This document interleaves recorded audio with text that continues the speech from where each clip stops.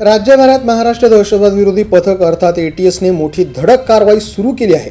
पाकिस्तानातील गँगस्टर शहजाद भट्टी याच्याशी सोशल मीडियाच्या माध्यमातून कथित संपर्कात असलेल्या व्यक्तींविरोधात ही व्यापक शोध मोहीम राबविण्यात येत आहे.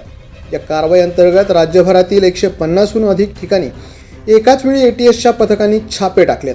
मुंबई, ठाणे, कुर्ला, वांद्रे, जोगेश्वरी, नवी मुंबई, मीरा रोड, भाईंदर, सांगली, सातारा, छत्रपती संभाजीनगरसह अनेक शहरांमध्ये ही कारवाई करण्यात आली आहे.